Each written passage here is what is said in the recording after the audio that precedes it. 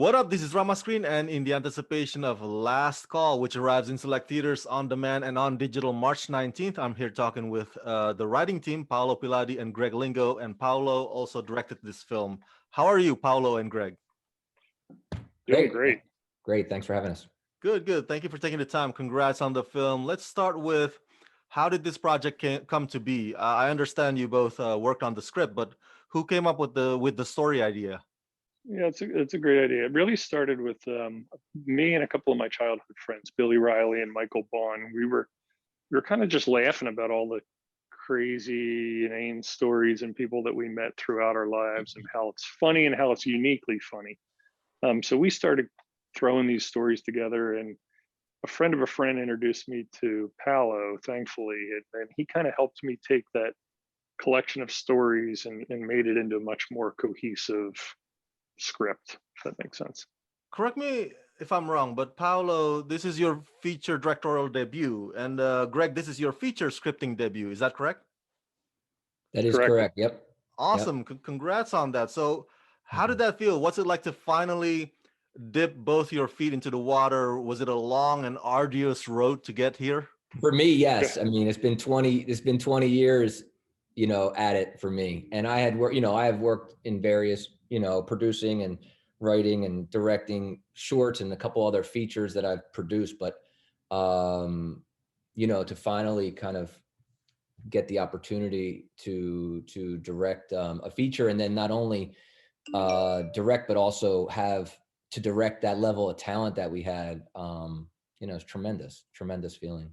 It was worth the wait. It took us a while on the writing side, but it was the feedback that we started getting from really strong actors was really reassuring, that we felt like we had something once we started getting yeses from Taryn Manning and Jeremy Piven, of course, and Bruce Dern and Jamie Kennedy. So we really had a great collection of a cast here that I think brought our story to life and actually made it better than what we wrote. You agree, Paolo? 1,000%. 1,000%. So let's talk about that. And at what point did Jeremy Piven come into the equation, and was he part of what you imagined when you wrote the script or wrote the role of Mick? He's more than what we imagined, for sure. We were lucky. The first person that came on it, correct me if I'm wrong, Paolo, was Taryn Manning. I think was the first actor who said, "Yeah, this works for me." And then from there, it was, I believe, Bruce Dern was the next one. And when we had the two of them, then it really made, I think, the whole project more attractive to Jeremy and to Jamie Kennedy at that point. So, and once we had the four of them, then it was very easy to get kind of that complementary cast.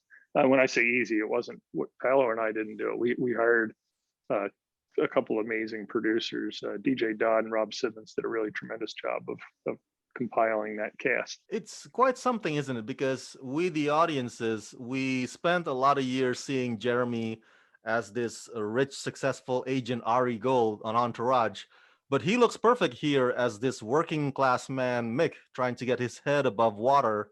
What were some of the things that prior to filming or before the camera started rolling, what were some of the things that you had Jeremy do in order to get into the mindset of this guy, Mick? That's a great question. We cast the film from soup to nuts, this entire ensemble, within a month of shooting, which is beyond insane. And we didn't rehearse. Our schedule did not allow for it. So I literally met Jeremy day one on set, shook his hand, introduced myself, and it was like, oh, great, you haven't seen your family in 10 years because you're too preoccupied with the almighty dollar. We had some pretty extensive phone calls, and I had sent him some stuff. I like to talk to actors in music, so I sent him a playlist of what I thought his character listens to, and we discussed some stuff. I talked about my upbringing because it relates a lot to the story, the working class aspect, and then Jeremy's a pro, so he'd be the first one to tell you he didn't quite grow up that way, but growing up in Chicago, he had enough to lean on. So, I would say incredibly fortunate with our cast and their veteran kind of leadership to be able to dive right in and really sink their teeth into these characters. I'm curious, and this is a question for both of you. I've been to Philly. I've been to Philly several times. Which part of Philly did you shoot this film at? Which bar? And what were the challenges of those logistics? Yep. So our neighborhood, Darby Heights, is it's a fictional neighborhood, but it's really patterned after Upper Darby, which is just west of Philadelphia. It's kind of just in the outskirts of the city in Delaware County, Pennsylvania. And in order for this film to work for us, as you know, about 15-20% of the film happens in the Jersey Shore. So we actually picked the location in New Jersey, and we shot the majority of the film in Bayonne, New Jersey. Oh, Bayonne really was a really great substitute for our Darby Heights that we were trying to create. And we were near the water there, so we could also do the shore scenes. But the idea here is that Mick is kind of living in Center City, Philadelphia, in a highfalutin job, and then he's driven out to his town of Darby Heights, which again is kind of Upper Darby, right outside the city. and Paolo, what were the challenges of shooting at a bar? Well, from a logistical standpoint, we could never, really afford, most independent productions couldn't afford to close a bar for a month. And when we had zeroed in on Bayonne, and I fell in love with Bayonne quite quickly because I knew it had the right feel for our Darby Heights. We found this tavern, Wojciech's, which was a family bar for 100 years, like our family bar for 100 years, just a different, nationality. And Janet, the proprietor, we go in there to one day and there's like two, war vets hanging out, and it wasn't the type of place that was very crowded, beloved by the neighborhood, but not, a place that'd be crowded, with necessarily the younger set. And she was eager and interested in kind of letting us basically take it over for a month, which is the only way you can do this kind of thing. There's no way we could have broken down from a production standpoint, lights and things like that every night for them to be open or working overnights or anything like that. So it was important from a logistical standpoint to find a place that we could take over, and not only were we able to do that, but that place had so much production value. We got very lucky. I know this is more a Philly story, but I think it resonates with a lot of small town USAs out there because there's always this constant tug of war wrestle, between preserving small businesses or preserving small town and letting big businesses come in. There are evidence in which casinos or Amazon fulfillment centers, when they come in, they do bring in new jobs, but there are evidence that they don't necessarily do so. That they actually ruin the community. So I guess my question to you is, who's usually the good guys and the bad guys in this scenario? Because it seems more complicated than that, right?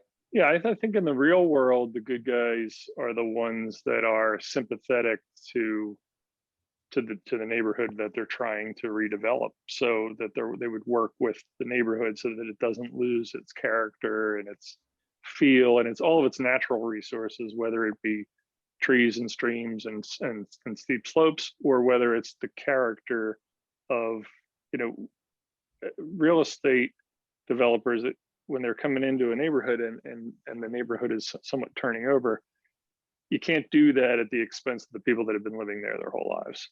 And that's kind of the realization that we want Nick's character to go through the arc of the story. And I think he does. I think he realizes that, hey, I thought this was good, but he was money motivated. And I think once he got down to really thinking about the impacts, it changed his mind. Yeah, I think it's a really important conversation to be talking about. I think it's very topical and not just in small towns, but in pockets of larger cities like New York and Philadelphia and Chicago, where the gentrification is going to happen. And in most cases, it needs to happen economically, et cetera. But where is that balance? And, and how do you how do you progress without leaving the people that made those neighborhoods so, great behind? And then so that you don't just have a bunch of fulfillment centers, but you still have, Angelo's Pizzeria, or, in our case, Callahan's, pub or whatever. And the things that, it's funny because you see when a neighborhood, quote unquote, turns, that it becomes not cool anymore, right? Like there's just nothing unique about that, because you can get that in any other place. And I think now more than ever, especially after a year that we had,